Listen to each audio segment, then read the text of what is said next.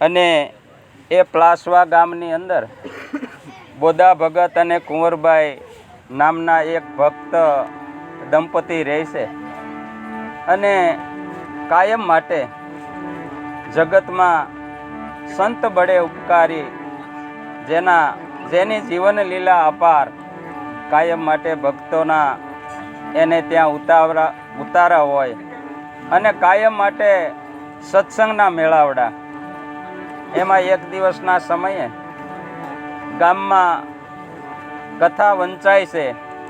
એમાં બોધા ભગત અને કુંવરબાઈ બંને કથાનું રસપાન કરવા જાય છે. એમાં કૃષ્ણની બાળ લીલાનું એટલું બધું વર્ણન કરવામાં આવ્યું કે એની કોઈ સીમા નહીં. એટલે બોધા ભગતને ઘરેથી કુંવરબાઈ એવું બોલ્યા કે હે ભગત, આપણે ત્યાં કૃષ્ણ ભગવાન જેવા આપણે ત્યાં બાળક બનીને આપણો ખોળો ન ખૂંદે. એટલે બોધા ભગત એમ કે એ ભાઈઓ, એ મિત્રો, ઘડીક સાંભળવાની વાત છે અને આ તક જેના જીવનમાંથી વહી ગઈ અને ક્યારેય આપણો વારો આવે એમ નથી. એટલે જો શાંતિથી બે શબ્દો સંભળાય અને જીવનમાં જો કાંઈક ઉતરે તો એ ખરેખર કામ થાય એવું છે. નહીંતર તો પછી આ 184 યોનિમાં કોના પેટે આપણે જન્મ લેવો પડે અને કેવા ઢળડા કરવા પડે એ પણ આપણને કાંઈ ખબર પડે નહીં. એટલે જૈસી પ્રીતિ હરામ છે વૈસી પ્રીતિ હરી છે હોય, ચાલ્યો જાય વૈકુંઠમાં એનો ભલો ન પકડે કોઈ. એટલે ભગવાને તો એમ કીધું કે મનુષ્યને મેં મોક્ષનું તિલક કરીને મોકલ્યો છે, પણ એ મારી સામું જોતો નથી. એટલે અને કેવું થાય, એક દ્રષ્ટાંત આપણે નાનું એવું જોઈએ, પછી વેલનાથના જીવનમાં આપણે જાણીએ કે એક શેઠ બહુ મોટા હતા. એને એમ થયું કે હાલની 2-3 દિવસની રજા છે એટલે હરિદ્વાર જઈ અને યાત્રા કરીને દેવ દર્શન કરી આવું. એટલે ટ્રેનમાં બેઠા, પણ એ ટ્રેનની સાથે સાથે એક ગઠિયો ગીરદી નહોતી તોય ચડી ગયો. નહીંતર ગઠિયાનું કામ તો શું કે ભીડવાળી જગ્યા હોય અને બસમાં કે ટ્રેનમાં ચડે એટલે ગમે એના ખિસ્સા કાપી લેવા. એટલે તેથી ટ્રાફિકની રજાના હિસાબે એટલે શેઠ જે ડબ્બામાં બેઠા હતા એમાં આ ગઠિયો ચડી ગયો. શેઠ એકલા જ હતા અને પછી કંઈક ચડતા તો ચડાઈ ગયું, પણ વાત તો કંઈક કરવી પડે ને. એટલે શેઠને બે વાતો એ વળી ગયા કે શેઠ કેમ ના જાઓ છો, કે હમણાં રજા છે 2-3 દિવસની. એટલે એમ થયું કે 2-4 દિવસ યાત્રા કરી આવું અને ભગવાનના દર્શન કરી અને આ જીવન પવિત્ર બનાવું. એટલે ગઠિયાને એમ કહ્યું કે હાસી જો ઓળખાણ આપી તો મારું કાંઈ હાલશે નહીં. એટલે કે મને એમ થયું કે હાલને હું તે યાત્રા કરી આવું અને હું તમારી જેમ ભગત છું. વાતને છુપાવી દીધી કે હું ગઠિયો છું, એ વાતને છુપાવી દીધી. પણ વાતોમાં એટલો બધો મેળ થઈ ગયો કે એકબીજાને એમ થઈ ગયું કે આ તો આપણે પૂર્વની કમાઈએ કરીને આજ જ ભેગા થયા એમ, અને આ યોગ છે. એટલે બેયની જોડી મિત્રતા એવી જામી ગઈ. અને શેઠ તો સંપત્તિવાન, શેઠ તો એવડો બધો મોટો શેઠ કે એની પાસે ભાઈ શું ખૂટે એમ. એટલે શેઠે ભગતને એમ કીધું કે તમારે આપણે બે હારે ધર્મશાળામાં રહેવું, હારે જમશું અને ટિકિટ ભાડાનો જે કાંઈ ખર્ચો થાય એ હું આપી દઈ, તમારે કાંઈ ખિસ્સામાં હાથ નાખવાનો નથી. એટલે સવારથી સાંજ સુધી દેવ દર્શન કરે, જરૂર પડે ત્યાં ખિસ્સામાંથી બંડલ કાઢી અને શેઠ પૈસા બધાને સૂકવે. આ ગઠિયાએ જોયું કે આળો માલ તો સારો છે એની પાસે, પણ લાગ મળે તેથી લઈ લેવો છે. એટલે આખો દી દેવ દર્શન કરે, સાંજે આવી જમી અને એક રૂમમાં બેય સૂઈ જાય. શેઠ નાખોડા ઢળવા માંડે એટલે ગઠિયો તો જાગતો જ હોય કે આજ આની પાસેથી આ ઝૂંટવી લઈને ભાગી જવું છે. ગઠિયો આખી રાત મહેનત કરી પણ વાણિયાના પૈસા આને મળ્યા નહીં. કારણ કે આ તો ભાઈ પાકો વાણિયો, એની પાસે થોડું કોઈ લઈ જાય, હે આપણને છેતરી જાય એવો, પણ ઈ છેતરાય કરો. 1 મહિનો આવું હાલ્યું, 1 મહિના સુધી. કારણ કે આને કઈ ઉપાધિ હતી નહીં, પૈસા તો ખર્ચવા નહોતા, પરબારું હતું બધું, ખાવું, રહેવું, જમવું અને ફરવું. એક દિવસ એને એમ થયું કે હવે હું શરણાગતિ સ્વીકારી લઉં. ગઠિયાને એક દી એમ થયું કે મારે આને કળા જાણવી છે કે આ પૈસા રાખે છે ક્યાં. એટલે શેઠ બેઠા હતા, આ એની બાજુમાં પલંગે બેઠો હતો, એટલે ઊભો થયો અને શેઠના પગ પકડ્યા કે શેઠ, મારે તમારી શરણાગતિ સ્વીકારવી છે. કે લાલ, આપણે 1 મહિનો હારી રહ્યા, એટલો બધો આનંદ કર્યો, એમાં આપણે તો ભાઈ બનશે, એમાં તારે મારા પગ હું પકડવાના? તારે થોડી શરણાગતિ સ્વીકારવાની હોય કે ખરેખર મારે શરણાગતિ સ્વીકારવી છે અને મારે એ જાણવું છે. અને જો હું તમને હાસી વાત કહું, હું કાંઈ ભગત કાંઈ છું નહીં, હું ભગત નથી, હું તો ગઠિયો છું. અને ગઠિયો એવો ઉસ્તાદ છું કે મારી આ 50-60 વર્ષની ઉંમરમાં ભલભલાના ખિસ્સામાંથી પૈસા ફેરવી લઉં એવો કારીગરવાળો ગઠિયો છું. હું કાંઈ જેવો તેવો નથી. એટલે મારે તમારી પાસે જાણવું છે કે તમારી પાસે લાખ રૂપિયાનું બંડલ છે. કારણ કે હું 1 મહિનાથી તમારી પાસે જોતો આવું છું, પણ સાંજે હું જ્યારે તમે સૂઈ જાઓ તો અહીંયા જેટલા પોટલા, બિસ્તરા, કબાટમાં જે કાંઈ ખાના હોય, અને તમે કદાચ બૂટ પહેર્યા હોય ને મોજા પહેર્યા હોય ને એમાં પૈસા ઘણા રાખે મોજાની અંદર. એટલે મેં એ પણ ટ્રાય કરી લીધી.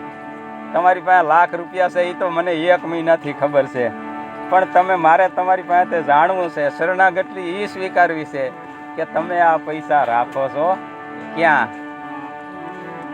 અરે ભલા મણા, એમાં હું એ કે તારે મને પહેલા કહી દેવું હતું ને, 1 મહિનો તું મારી યારે ખોટો દખી છો, એમ પહેલા કહી દેવું હતું ને કે જો સાંભળ, તારે મારા પૈસા જોવા છે ને, તું જે પથારીમાં હુવા છો, તારું જે ઓસીકું છે એ ઊંચું કર એટલે તને મળી જાય. તું જે હુવા છો, ગઠિયાને કે તારી પથારીનું જે ઓસીકું છે એ તું ઉગાડ, ઊંચું કર એટલે એમાં શેક નહીં. ગઠિયાએ એની પથારીનું ઓસીકું ઉગાડ્યું તો શેઠના પૈસા ઓસીકા નીચે જતા હતા. એટલે જાણવાની વાત તો એ છે કે આપણે આખા જગતને જાણીએ, પણ આપણે પોતાને જાણતા નથી. આપણું જીવન આપણે જાણતા નથી ને આપણે કોકને કહીએ કે ફલાણા ભાઈને તમે ઓળખો છો, કે ભાઈ ઓળખવાની વાત તો ક્યાં કરો, હું એની છઠ્ઠીએ જાણું છું, પણ આપણે આપણાને જાણતા નથી. શાસ્ત્રો, વેદો, પુરાણો, આપણા વેદો શું કહે છે, એનું તત્વમસી પદ છે કે તત્વમસી પદ શું કહે છે કે જેને તું ગોતે છે તે તું પોતે છો. એટલે શબ્દ સ્વરૂપી સોહમ આત્મા જો નિજાનંદ અનુભવે, મીટા દે ટેવ પર ઘર ભૂંડા, લાભુ નિજ ઘર કોઈ ઢૂંઢે. પણ આપણે આપણું ઘર ખોળતા નથી, અને જો આપણું ઘર આપણે ખોળીએ તો આ ઘરમાં માલ અમૂલક ભર્યો, જુગતે જોગ કમાયા, જેને જન્મ સુધારણ સદગુરુ બેટા, એના તો ફેર હી ઘાટ ઘડાયા, અબ આતમ હિરલા પાયા. ક્યારે કે જબ સદગુરુ ચરણ ચિત લાયા, તબ આતમ હિરલા પાયા. એટલે બોદા ભગત અને કુંવરબાઈ આ ભગવાન કૃષ્ણની બાળ લીલા સાંભળી એટલે કુંવરબાઈ એમ કે, હે ભગત, આવા કૃષ્ણ આપણા પેટે ન જન્મે હે તો કેવો આનંદ થાય. કે ગાંડી થામા ક્યાં યશોદા અને ક્યાં બાપા, એ તો ભગવાનના અવતાર કહેવાય. એને અહીંયા આવા કૃષ્ણ જન્મે, આપણે અહીંયા થોડા જન્મે. એટલે આ વાત કદી વિચારાય નહીં. પણ એક દિવસ બનાવ એવો બન્યો, ભક્તિનો એવો રંગ લાગ્યો કે ભગવાન વહેલા આવી અને કુંવરબાઈના પડખામાં સૂઈ જાય છે. કારણ કે આ તો બધા કુદરતી યોગ છે, આ બધા કુદરતી યોગ છે. અને કેવું બને છે, બાળક રૂપે પ્રભુ પધાર્યા,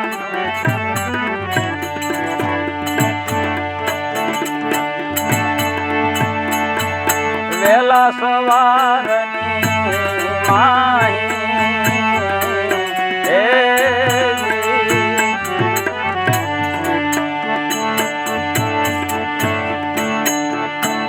વગાડવા આવો ને વગાડવા એ અશોક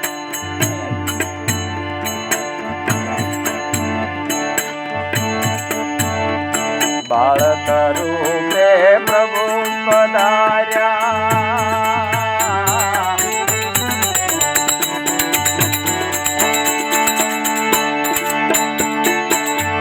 વેલા સવારની માહી વેલા સવારની માહી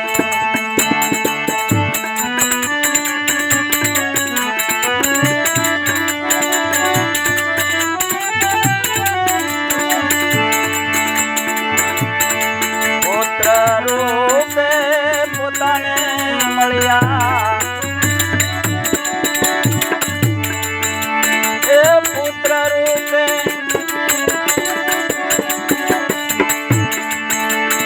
પુત્ર રૂપે પોતાને મળ્યા એ હરખન માય જગતમાં સંત બળે ઉપકારી જેના એ જન્મ તણી બલિહારી જગતમાં સંત બળે ઉપકારી જગતમાં સંત બળે ઉપકારી. વહેલી સવારમાં 4 વાગ્યે ભગવાન પોતે બાળક રૂપે બની અને માતા કુંવરમાઈના પડખામાં આવીને પોઢી ગયા છે. એટલે વહેલા આવ્યા અને એનું નામ વેલો પાડવામાં આવ્યું. આપણે એને જોશું એ વેલામાંથી વેલનાથ કેમ બને છે. એટલે ગામના ઘણાએ એમ કીધું કે ભાઈ એ તો સંતોના અને સાધુના ઉતારા હોય એટલે એને કોકને ત્યાંથી ક્યાંક અહીંયા મૂકી ગયા છે. પણ આ તો ભગવાનની અકળ કળા છે બધી, એ કાંઈ કોઈના જાણવામાં આવે નહીં. એટલે વહેલા આવ્યા એનું નામ વેલો પાડવામાં આવ્યું. અને આ તેજસ્વી બાળક છે, કાંઈ મોરના ઈંડામાં કલર પૂરવો પડે નહીં. આ તો ભક્તિશાળી માતા પિતાને અહીંયા એનો જન્મ થયો છે એટલે એમાં કાંઈ કલરથી પીંછીમાં રંગ પૂરવો પડે નહીં. એટલે દિવસે ન વધે એટલા રાતે, રાતે ન વધે એટલા દિવસે, અને જોતામાં વેલાની 12 વર્ષની ઉંમર થાય છે. અને આપણા ત્યાં ખેડૂત બાળકોનો આપણે જાણીએ છીએ કે એને શું ધંધો કરવાનો હોય. નિશાળે જવાનું તો હવે ઠીક છે, બધા જાય છે, બાકી તો ઢોર જ સરાવવાના હોય છે. એટલે 12 વર્ષની ઉંમરે વેલો ગાયું સરાવવા જાય છે.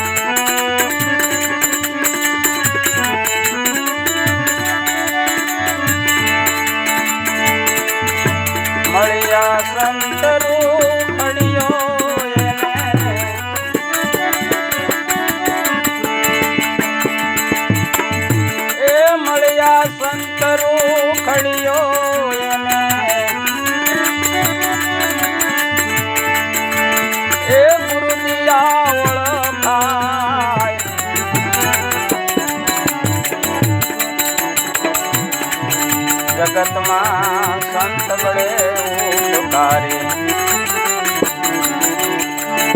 જેના એ જન્મ તણી બલિહારી જગતમાં સંત બળે ઉપકારી જગતમાં સંત બળે ઉપકારી. સરખે સરખા ગોવાળિયાઓ ભેગા થઈ અને ગાયો સરાવા જાય છે. એમાં એક દિવસનો સમય એવો કે બપોરે ધોમ તડકો એટલે વડલાને છાંયે બધું ધણ આખું વડલાને છાંયે બેઠું છે. અને આવો આવો જય ગુરુદેવ. ગાયો વડલાના આઈ દેવા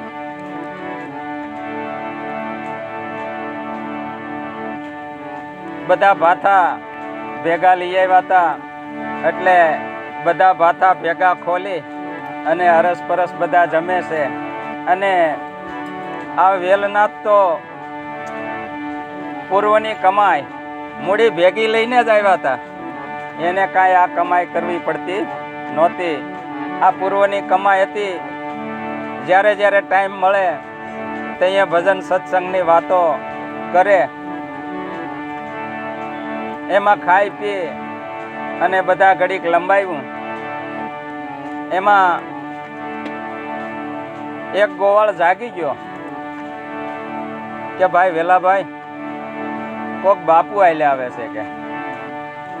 એટલે બધાય નમન કર્યું બાપુને. પણ આ તો સંત રૂખડીઓ હતા. ઝાડને છાંયે થળીએ બેઠા અને જોળીમાંથી 3 દિવસનો ટાઢો રોટલો કાઢ્યો અને પાણીને રોટલો મીંડ્યા જમવા. વેલાએ જોયું કે પણ બાપુ આ શું કે પણ અમારે સાધુને તો બીજું શું હોય, આ પેટનો ખાડો હોય એ પૂરવાનો હોય અને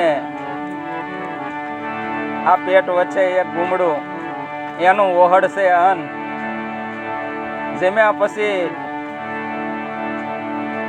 અને મોજું કરે મન. એટલે વેલાએ કીધું બાપુ આમ તો તમને ખાવા નહીં દઉં. એટલે લાવો તમારું પાત્ર લાવો. પાત્ર લઈને એક ગાયને દોઈ આવ્યો. આખું પાત્ર દૂધનું ભરેલું બાપુને આપ્યું કે લ્યો બાપુ રોટલો ભલે ટાઢો રહ્યો, અમારી પાસે ઘણા ભાથા વધ્યા હતા પણ અમને શું ખબર તમે આવવાના હશો, નહીંતર તો અમે રાખી ન મૂકીએ. એટલે દૂધ ને રોટલો તમે જમી લ્યો. બાપુએ દૂધ ને રોટલો જમ્યા. પણ ખાડો પુરાઈ ગયો એટલે હાશકારો થયો. ખાડો પુરાઈ ગયો એટલે હાશકારો થયો. અને જોળીમાંથી સલમ કાઢી અને બાપુએ પેટાવી. પણ પ્રેમના ઉભરા આવવા માંડ્યા. કારણ કે ખાડો પુરાઈ ગયો. ખાડો પુરાઈ ગયો એટલે પ્રેમના ઉભરા આવવા માંડ્યા કે વેલા માગ વેલા માગ તારે જે જોતું એ માગ. પણ આ તો ભાઈ સંત રૂખડીઓ હતા. માગે એ આપે એવા હતા કે બાપુ તમે શું દેશો કે તારે જે જોઈએ એ માગી લે. કે ગાડી બંગલા જમીન જે કાંઈ જોઈતું હોય એ માગી લે. પણ આ તો સંત બાળ હતું. એટલે બાપુ એવું તો કાંઈ જોતું નથી. તમારે જો દેવી હોય તો મને ભક્તિ આપો. કે પણ એલા નાની એટલી એવી ઉંમરમાં તને ભક્તિની શું ખબર પડે? એ કે ખબર પડે કે ન પડે પણ તમારે દેવું હોય તો મને ભક્તિ આપો. અને વાત એમને પડી રહી કે મારા ગુરુની હાજરી છે એટલે મારા ગુરુનો આદેશ નથી એટલે હું તને એ આપી શકું નહીં. અને સંજોગો એવા ઊભા થશે અને તારા ભાગ્યમાં હશે તો એ પણ તને મળી રહેશે. આટલું કહી અને સંત રૂખડીઓ ત્યાંથી હાલી નીકળે છે. 2 ગાઉનું અંતર કાપ્યું છે, પણ આ તો વૈશાખ મહિનાનો ઉનાળાનો ધોમ ધકતો તડક્યો. બીજું વડલાનું ઝાડ આવ્યું, ખેડૂત કો હાંકે, નીકમાં પાણી વયું જાય. બાપુએ 2-4 ખોબા પાણી પીધું, ઝાડને થળીએ બેઠા, જોળીમાં હાથ નાખ્યો, પણ સલેમ ન મળે, સલેમ ન મળે. તો બંધાણી હોય એને વારે ઘડીએ એની તલબ લાગે. એટલે મુજાણા હવે શું કરવું એમ, કારણ કે અહીંયા તો કોણ સલમ પીતું હોય, બીજું વેરાન વગડામાં કોણ પીતું હોય. એટલે હજી આમ જ્યાં વિચારે છે ત્યાં અહીંયા બીજા ગોવાળિયા હોય અને વેલાએ જોયું કે બાપુ સલમ તો અહીંયા ને અહીંયા ભૂલી ગયા. એટલે એ કે લાવો લાવો, હું બાપુને વારા ઘડિયા તલબ લાગતી છે એટલે હું આપી આવું. અને વેલો સલમ લઈને જાય છે. બાપુ હજી આમ વિચારે છે, ત્યાં તો વેલો આમથી દોડ્યો આવે છે. ઓહો, ખાવ નજીક આવ્યો. લ્યો લ્યો બાપુ, તમારી સલમ તમને વારે ઘડિયા તલબ લાગતી છે. વાહ બેટા વાહ, તુને બહોત અચ્છા કિયા. કારણ કે જેને બંધાણ હોય એને કેટલી તલબ લાગે એને એની ખબર હોય. એટલે બાપુએ જરદો ભરી સલમ પેટાવી અને પાછી ભાઈ ઉલટ બાપુને આવી. ઉમળકો આવ્યો કે વેલા માગ માગ, કે બાપુ મેં તમને કીધું નહીં, તમારે દેવું હોય તો મને ભક્તિ આપો, એ સિવાય બીજું મારે કાંઈ જોતું નથી. એટલે બાપુએ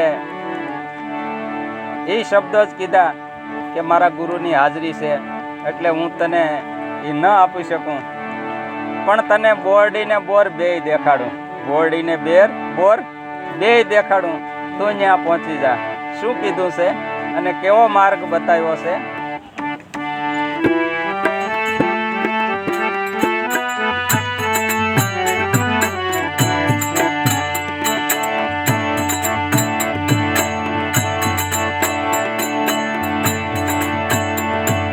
વાગનાથે કરી આજ્ઞા,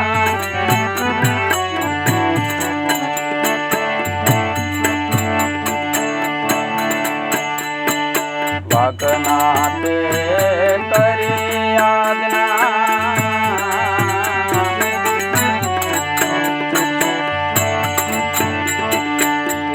જાવ જૂનાગઢમાં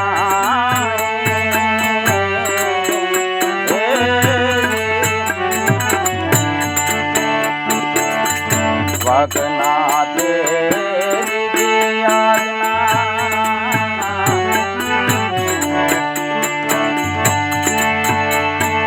જાવ જૂનાગઢમાં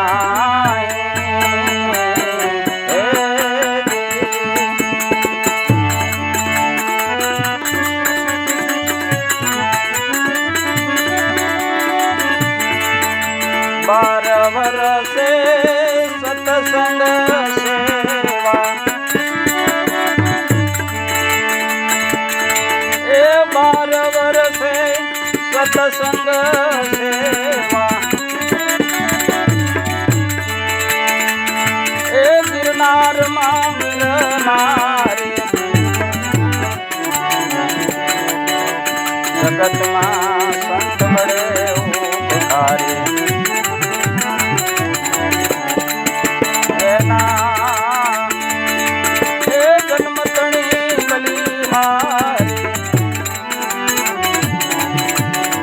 જગતમાં સંત બળે ઉપકારી, જગતમાં સંત બળે ઉપકારી. તું ગિરનારમાં જા અને મારા ગુરુ વાઘનાથ ત્યાં બિરાજે છે, તું એને શરણે જા અને તું એના હેઠા પતરાવળા જમજે. એના હેઠા પતરાળા એટલે ખાધેલું અન્ન વધ્યું એ નહીં, પણ આ સત્સંગ રૂપી હેઠા પતરાળા. તું એની સેવા કરજે, આ ભજન સત્સંગનો તું લાભ લેજે અને 12 વર્ષ સુધી તું ગિરનારમાં સાધુ સંતોના હેઠા પતરાળા જમજે અને 12 વર્ષે તને મારા ગુરુ વાઘનાથનો તને સંગમ થશે અને મેં તને આ બોરને બોરડી બે દેખાડ્યા છે એ તને ત્યાંથી મળશે. અને 12 વર્ષ તારે યાદ રાખવાના કે પણ બાપુ હું તો હાવ અંગૂઠા સાફ છું, હું નિશાળનું પગથિયું એ નથી સીડ્યો, એટલે 12 વર્ષ કેમ થાય એ મને હું ખબર પડે કે હાલે હું તને 12 કાંકરા આપું અને ન્યાય એક ગબી બનાવજે. એમાં દર વર્ષે શિવરાત્રિના મેળામાં તારે એક પાણો નાખવાનો અને જ્યારે 12 વર્ષ પૂરા થાય ત્યાં સેલો કાંકરો તું એમાં નાખી એટલે તને ખબર પડી જાય કે મારા 12 વર્ષનો યોગ હવે પૂરો થાય છે. અને ખરેખર બન્યું જુનાગઢજી. અને 12 વર્ષ સુધી 12 શિવરાત્રિ મહાશિવરાત્રિનો આનંદ લીધો, સાધુ સંતોની સેવા કરી અને 12 વર્ષે આ તપ પાક્યું. અને એ તપ પાકતાની સાથે વાઘનાથ ગુરુનું મળવું થાય છે અને મહામંત્રનો ઉપદેશ કરે છે. શું કીધું છે?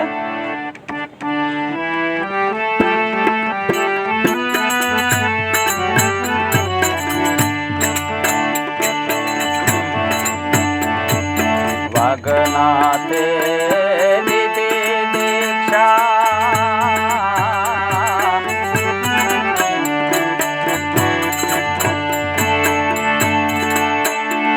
ગુરુપદ દિયા ઓળખાઈ.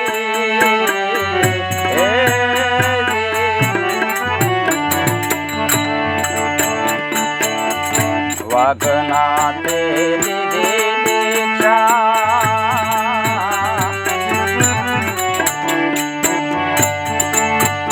ગુરુપદ દિયા ઓળખાઈ, ગુરુપદ દિયા ઓળખાઈ.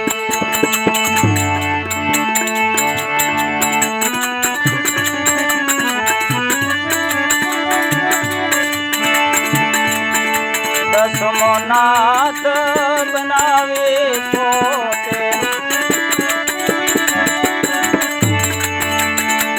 એ દસમો નાથ,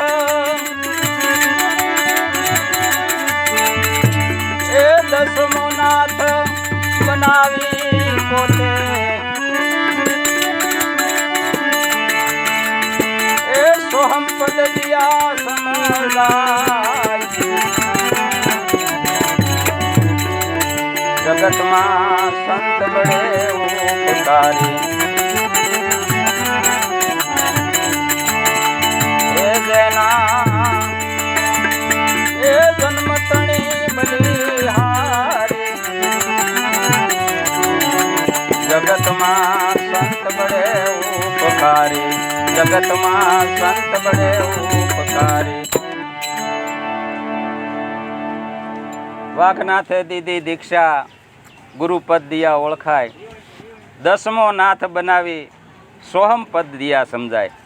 9 નાથની ઉપર 10મા નાથનું બિરુદ વેલનાથને આપ્યું અને વેલનાથને કહેવામાં આવ્યું કે મારી પાસે જે અઢળક ખજાનો હતો ને તારામાં જે કાંઈ ઘટતો હતો એ મેં તને પરિપૂર્ણ આપી દીધો અને જે ખજાનો મેં તને આપ્યો છે એ પહેલો લાભ તારું ગામ પ્લાસવા છે એને તારે આપવાનો છે. અને કેવો ખજાનો એને વેલનાથને આપ્યો છે એક ભજનવાણી જોઈ પછી ઘણા ભાઈઓ આપણે સાંભળવા છે. કેવો ખજાનો આપ્યો છે એ જોઈએ આપણે, પછી આપણે દોર આપીએ એમને.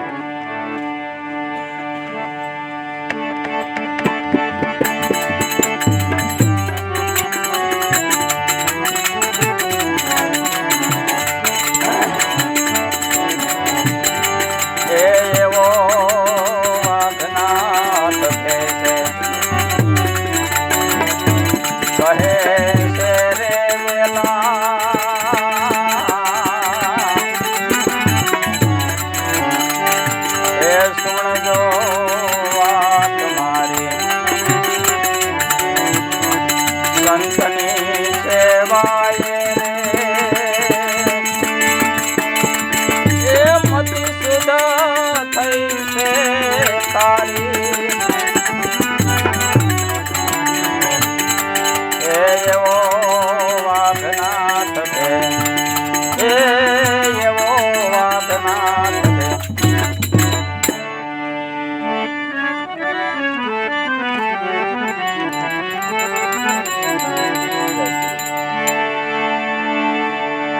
એ સંત સેવા એ માર્ગ સુધે એ મટે મનનો ભટકાર સંત સેવાએ માર્ગ સુધે એ મટે મનનો ભટકાર સત્ય સમજાય સહેજમાં સત્ય સમજાય સહેજમાં એ થાય જીવનો ઉદ્ધાર એ એવા ત્રિવિધિના તાપ ટળે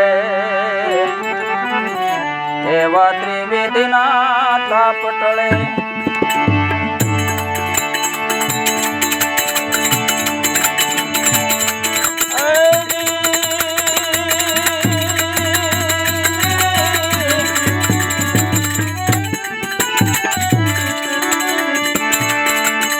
એવા ત્રિવિધિના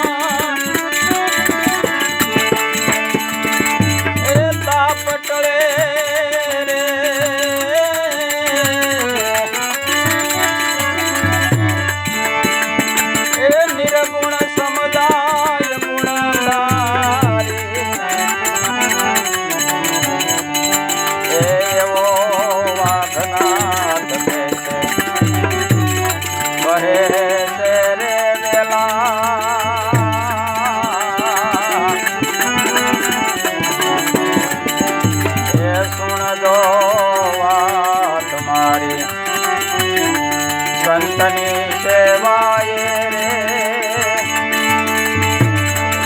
એ મતિ સુધ થઈ છે તારી એવો વાઘનાથ એવો વાઘનાથ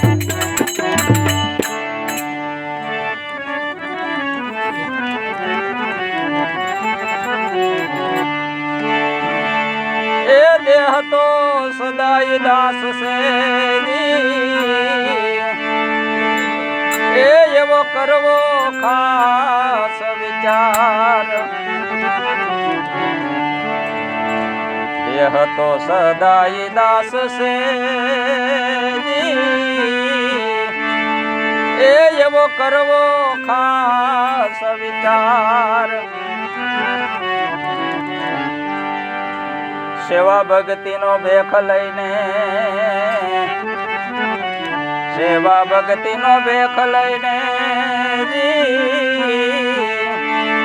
એ એવી કરજો રૂડી કમાય એ તો સવાય ભક્તિ દીપે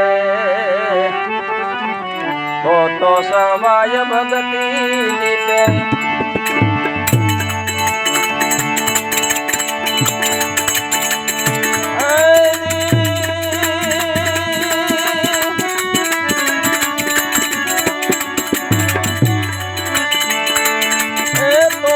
સવાય ભક્તિ દીપે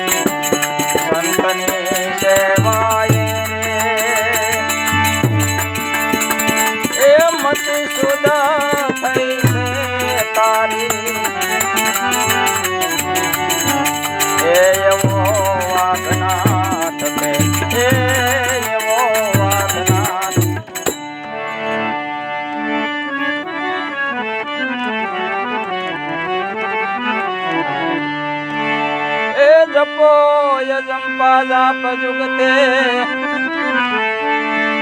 એ એવી હરદમ રાખ્યો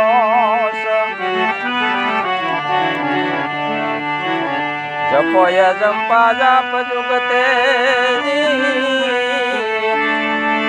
એ એવી હરદમ રાખ્યો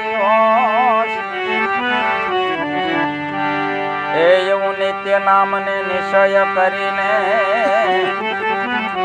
એવું નિત્ય નામને નિશ્ચય કરીને એ થાય નહીં કદી એ દોષ એ એવો જોશ તારો જોયો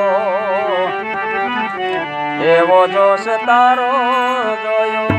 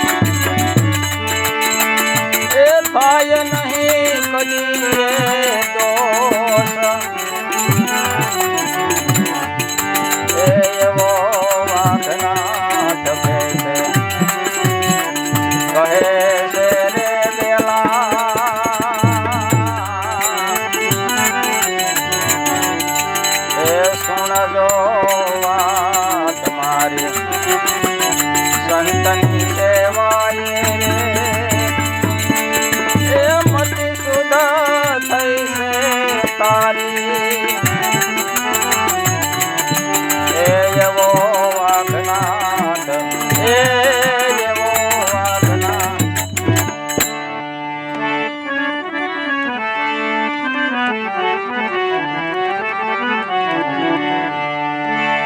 એ જાવ જગતમાં સેવા કરજો એ ગ્રસ્તાશ્રમ ને ધારી જાવ જગતમાં સેવા કરજો ને એ ગ્રસ્તાશ્રમ ને ધારી સદગુરુ સંગે તમારે સદગુરુ સંગે તમારે એ દસમ દશા દળ ભારી એ નવનાથની ઉપરે નવનાથની ઉપરે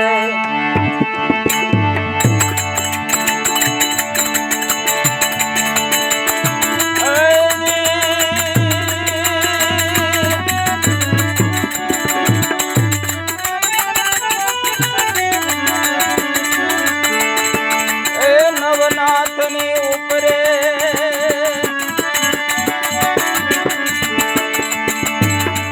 એ દસમો નાથ બનાવી એ એવો વાઘનાથ કહે છે કહે છે રે વેલા એ સુણજો તમારી સંતની સેવાએ એ મતિ સુધ થઈ છે તારી એ એવો વાઘનાથ એ એવો વાઘનાથ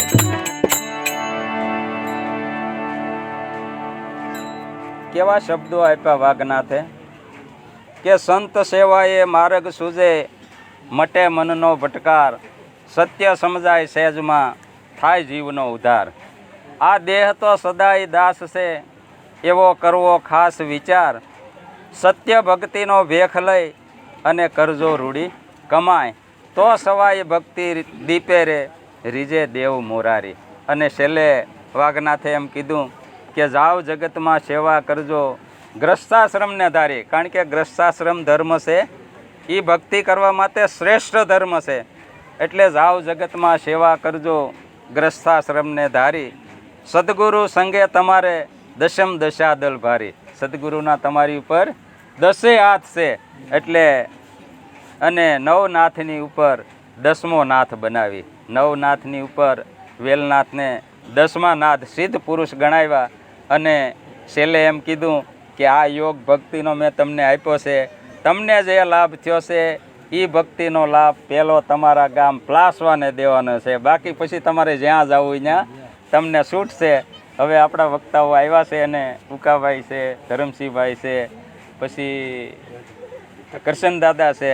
આપણે સૌનો થોડો થોડો લાભ લઈ અને જે કાંઈ ભાથું બંધાય એમાંથી આપણે જેટલું જમશું એટલે આપણે 184 યોનિમાં જે જવાનો જીવ છે એ એમાંથી અટકી અને ભક્તિ મહારસનું પાન આપણે કરશું. બોલો સદગુરુદેવની જય. આવો.